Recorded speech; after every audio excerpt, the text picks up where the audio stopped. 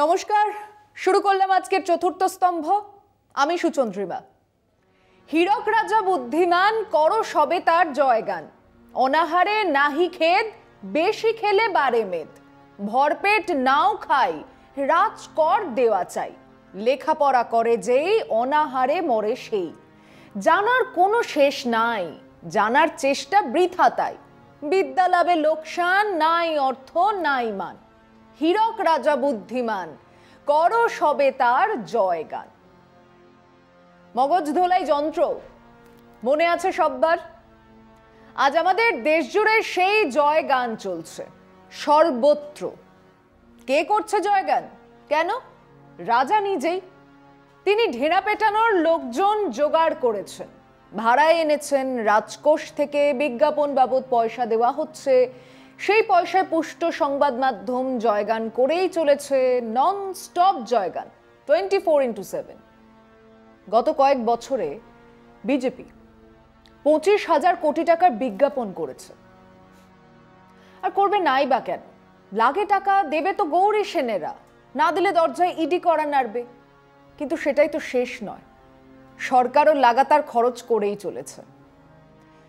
মোদি যে ক্ষমতায় এসেছিলেন 2014 সালে, তো এক ভদ্রলোক অজিত গলগলি মুম্বাইতে থাকেন, রাইট টু ইনফরমেশন অ্যাক্টের সাহায্য নিয়ে জানতে চেয়েছিলেন, ধর্মাবতার এই মোদি সরকার 2018 সাল অবধি বিজ্ঞাপন বাবদ কত টাকা খরচ করেছে। উত্তর এসেছে 4,343 কোটি টাকা। আজ্ঞে হ্যাঁ, প্রিন্ট, ডিজিটাল আর নিউজ পেপারে এই পরিমাণ টাকা বিজ্ঞাপন দেওয়া হয়েছে। এর মধ্যে ওই ঢেরা পেটানোর জন্য সরকারি বড় বড় অনুষ্ঠানের খরচ ধরা নেই। বিজেপি দল হিসেবে যা প্রচার করছে, স্বাভাবিকভাবেই সে খরচও ধরা নেই। সেই একই অজিত গলগলি 2019 সালে আবার একই প্রশ্ন করলেন। তাতে করে জানা গেল 2017 থেকে 2019 সালে সরকার বিজ্ঞাপন বাবদ খরচ করেছেন 3,767 কোটি টাকা। এবারে এগিয়ে এলেন যতীন দেশাই। তিনি আরটিআই করে যা পেলেন তা হলো 2019 থেকে 2020 আর্থিক বছরে 713 কোটি টাকা খরচ করা হয়েছে। মানে প্রতিদিন 1.95 কোটি টাকা প্রতিদিন খরচ করা হয়েছে বিজ্ঞাপন বাবদ। এগুলোর বাইরে আছে সরকারি অনুষ্ঠান, বিভিন্ন রাজ্য সরকারের বিজ্ঞাপন, দলীয় কর্মসূচি ইত্যাদি। 2019-20 থেকে 2023-24 কেবল ছাপা হয় এমন কাগজ বা পত্রিকাতে 967 কোটি টাকার বিজ্ঞাপন ছেপেছে মোদী সরকার। শর্ত একটা, বলতে থাকো হীরকের রাজা ভগবান, মোদি হ্যাঁ তো মুমকিন হ্যাঁ। তো এসব কি আগে ছিল না? ছিল, নিশ্চয়ই ছিল, তবে আরে বহরে অনেক অনেক কম। মিডিয়া কি তেল দিত না, যাকে বলে বাটারিং?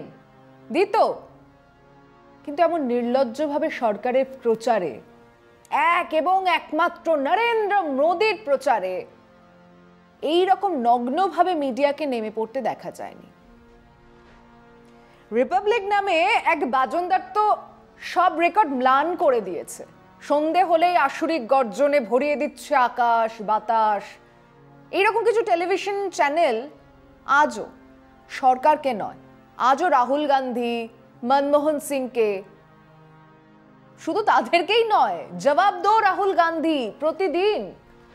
রিপাবলিক আবার কেবল রাহুল নয়, ইন্দিরা গান্ধী, জওহরলাল নেহরুকেও প্রশ্ন করছে, জবাব চাইছে। এই তামাশা আমরা দেখছি। ডিমনিটাইজেশনের সময় এই রকমই এক চ্যানেলের অনুষ্ঠানে জানানো হয়েছিল নতুন 2000 টাকার নোটে মাইক্রোচিপ আছে, জমা করে ফেলে রাখলেই বের করে নেওয়া যাবে। সিরিয়াস আলোচনা, শুনে হাসবো না কাঁদবো ভেবে উঠতে পারিনি। এর পাশাপাশি আরএসএস, বিজেপি জোর দিয়েছিল সিনেমায়। তারা জানে ক্রিকেট আর সিনেমা এই দুটো হলো ভারতীয়দের সবচেয়ে দুর্বল জায়গা, এইখানে ঘা দিতে হবে। সেই কাজের বিবরণে আসছি। একটা ছোট্ট বিরতি নিয়ে সঙ্গে থাকুন। শুরু হলো সেই কাজ। 3 ধরনের সিনেমা। প্রথমটা হলো ঐতিহাসিক, হিন্দু রাজা আর অত্যাচারী মুসলমান শাসকের গল্প। বুঝিয়ে দাও হিন্দুদের ওপর কত অত্যাচার করা হয়েছে, তাহলে আজ উল্টোটা করার হক জন্মাবে। হিন্দুত্বকে সামনে রেখে মধ্যযুগীয় রাজা রাজরাদের নিয়ে সিনেমা উগড়ে দিতে থাকলো মুসলমান বিদ্বেষের বিষ। দ্বিতীয়টা হলো একেবারে আরএসএস, হিন্দু মহাসভা, বিজেপির এজেন্ডা। 47 থেকে দেশে কিচ্ছু হয়নি, কোনো কাজ হয়নি, উন্নয়ন হয়নি, পাকিস্তানের কাছে মাথা নত করেছে সরকার। এসবই হলো কংগ্রেসের চরিত্র। গান্ধী নেহেরু মিলে সুভাষকে দেশ ছাড়া করেছে, লাল বাহাদুর শাস্ত্রীকে খুন করা হয়েছে, প্যাটেল আর নেহেরুর ঝগড়া ছিল, নেহেরুর জন্যই কাশ্মীর সমস্যা তৈরি হয়েছে, কাশ্মীরে হিন্দু পণ্ডিতদের পাশে দাঁড়ায়নি সরকার, তাই কাশ্মীর ফাইলস তৈরি হলো, তাশকান্ত ফাইলস বা গুমনামির মতো সিনেমা তৈরি হলো। একতরফা মিথ্যের পাহাড়। কিন্তু সত্যি আর মিথ্যের মিশেল দিয়ে এক ঝাঁঝালো ককটেল, যা দেখে মানুষ বুঝলো এতদিন তো দেশে কোনো সরকারই ছিল না, এই প্রথম এক জাতীয়তাবাদী দেশপ্রেমিক সরকার ক্ষমতায় এসেছে, যারা মুসলমানদের সবক শেখাবে ইত্যাদি ইত্যাদি। এবং তৃতীয়টা হলো এই মোদী সরকারের বিভিন্ন প্রকল্প আর সিদ্ধান্তের পিছনে যে কি অসীম দেশপ্রেম আর জাতীয়তাবাদ লুকিয়ে আছে সেটা তুলে ধরার জন্য সিনেমা, ওটিটি সিরিজ খুল্লাম মিথ্যে, ডাহা মিথ্যে এনে হাজির করা হচ্ছে মানুষের সামনে। সেই ওটিটি সিরিজের দম বন্ধ করা উত্তেজনা, পাকিস্তানের ষড়যন্ত্র আর ভারতের কড়া জবাব, তার একটার গল্প শুরু হচ্ছে। মূল চরিত্র বাঙালি, তিনি একাধারে ইনকাম ট্যাক্স অফিসার, অন্যধারে সৈন্যবাহিনীর মেজর, পিস্তল থেকে AK-47, হ্যান্ড কমব্যাট সবই জানেন। আল্লাহ জানে এরকম সত্যি আছে কিনা। সেই চরিত্রের অভিনেতা আবার বামপন্থী পরিবারের, তাতে কি? টাকা পেলে মুখে রং মেখে নেতাজি উন্মাদ ছিলেন এ কথাও বলা যায়, এ তো সামান্য ব্যাপার। তো সেই চরিত্র ধরে ফেলেছে রাশি রাশি জাল নোট, তারপর পেঁয়াজের খোলার মতো পাকিস্তানের চক্রান্ত বেরিয়ে আসছে। তিনি একবার ইনকাম ট্যাক্সের দপ্তর, পরক্ষণে কাশ্মীর, কখন যে কোথায় আছেন বোঝার আগেই জানা গেল RDX নয়, AK-47 নয়, এবার ভারতবর্ষকে অর্থনৈতিকভাবে পঙ্গু করে দেবার চক্রান্ত চলছে। সিরিজে আমাদের national security adviser Ajit Doval টাইপের এক চরিত্র আছে, পিএমওর একটু স্কেপটিক্যাল এক চরিত্র আছে, আর আছেন প্রধানমন্ত্রী। না অন্য কোনো মন্ত্রী নেই, থাকার কথাও নয়, একমাত্র প্রধানমন্ত্রী, হুবহু মোদিজি, দাড়ি থেকে পোশাক এবং অসম্ভব প্র্যাগম্যাটিক। আগে কেউ যা করেননি উনি তাই করছেন। এই ওটিটি সিরিজের সিজন 1-এ ঘর মে ঘুসকর মারেঙ্গে দেখানো হয়েছে, নাকি দেশের প্রথম কোভার্ট অপারেশন সার্জিক্যাল স্ট্রাইক, সেখানেও তিনি প্রথম প্রধানমন্ত্রী যিনি এই বোল্ড ডিসিশন নিচ্ছেন, জওয়ানদের স্যালিউট করছেন। দ্বিতীয় এপিসোডও তাই, স্পেশাল ফোর্সের সঙ্গে কথা বলছেন, বোঝার চেষ্টা করছেন। ওদিকে পাক চক্রান্ত পৌঁছে গেছে তামিল গেরিলাদের কাছে, উত্তর পূর্বাঞ্চলের মিজো নাগা বিদ্রোহীদের কাছে, আন্ধ্রে মাওবাদীদের কাছে। স্পেশাল ফোর্স বুঝে ফেলেছে কোটি কোটি জাল টাকা ঢুকিয়ে অর্থনীতিকে পঙ্গু করে দেওয়ার চক্রান্ত, কিন্তু তারা অসহায়, করবেটা কি? এই সময় সেই দাড়িওয়ালা প্রধানমন্ত্রী সবাইকে চমকে দিয়ে নোটবন্দি করে দিলেন। মাস্টার স্ট্রোক, হোক না একটু অসুবিধে, নাই বা রেডি থাক এটিএম ব্যবস্থা। গোপন পাক চক্রান্তকে রুখতেই এই নোটবন্দি আনা হয়েছিল। বাবা, এটাই ছিল আসল কারণ।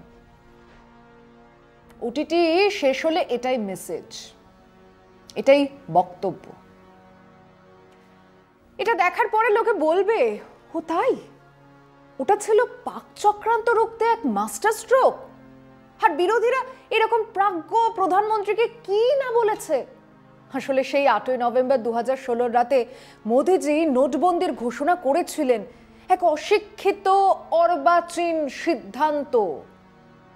বলেছিলেন।